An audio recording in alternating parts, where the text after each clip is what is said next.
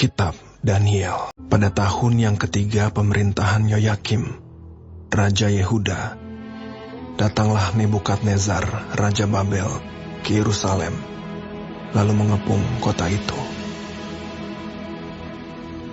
Tuhan menyerahkan Yoyakim, Raja Yehuda, dan sebagian dari perkakas-perkakas di rumah Allah ke dalam tangannya. Semuanya itu dibawanya ke tanah Sinear, ke dalam rumah dewanya. Perkakas-perkakas itu dibawanya ke dalam perbendaharaan dewanya.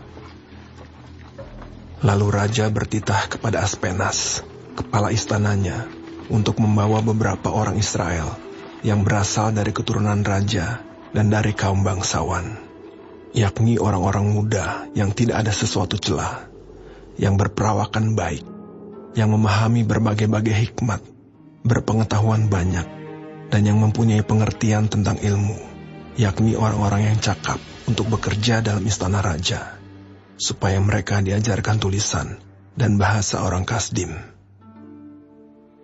Dan raja menetapkan bagi mereka pelabur setiap hari dari santapan raja dan dari anggur yang biasa diminumnya. Mereka harus dididik selama 3 tahun, dan sesudah itu mereka harus bekerja pada raja. Di antara mereka itu, ada juga beberapa orang Yehuda, yakni Daniel, Hananya, Misael, dan Azaria. Pemimpin pegawai istana itu memberi nama lain kepada mereka. Daniel dinamainya Belsazar, Hananya dinamainya Sadrak, Misael dinamainya Mesak, dan Azaria dinamainya Abednego. Daniel berketetapan untuk tidak menajiskan dirinya dengan santapan raja dan dengan anggur yang biasa diminum raja. Dimintanyalah kepada pemimpin pegawai istana itu, supaya ia tak usah menajiskan dirinya. Maka Allah mengaruniakan kepada Daniel kasih dan sayang dari pemimpin pegawai istana itu. Tetapi berkatalah pemimpin pegawai istana itu kepada Daniel, "Aku takut kalau Tuanku Raja yang telah menetapkan makanan dan minumanmu berpendapat bahwa kamu kelihatan kurang sehat daripada orang-orang muda lain yang sebaya dengan kamu, sehingga karena kamu aku dianggap bersalah oleh Raja."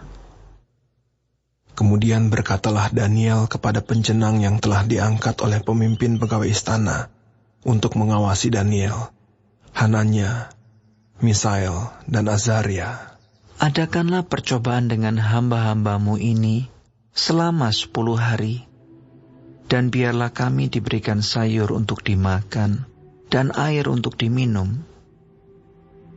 Sesudah itu, bandingkanlah perawakan kami dengan perawakan orang-orang muda yang makan dari santapan raja. Kemudian, perlakukanlah hamba-hambamu ini sesuai dengan pendapatmu." Didengarkannyalah permintaan mereka itu, lalu diadakanlah percobaan dengan mereka selama 10 hari. Setelah lewat 10 hari, ternyata perawakan mereka lebih baik, dan mereka kelihatan lebih gemuk daripada semua orang muda yang telah makan dari santapan raja. Kemudian pencenang itu selalu mengambil makanan mereka dan anggur yang harus mereka minum, lalu memberikan sayur kepada mereka. Kepada keempat orang muda itu, Allah memberikan pengetahuan dan kepandaian tentang berbagai-bagai tulisan dan hikmat, sedang Daniel juga mempunyai pengertian tentang berbagai-bagai penglihatan dan mimpi.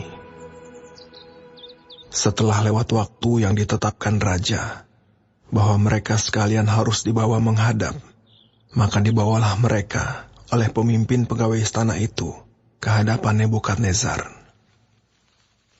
Raja bercakap-cakap dengan mereka, dan di antara mereka sekalian itu tidak didapati yang setara dengan Daniel, Hananya, Misael, dan Azaria.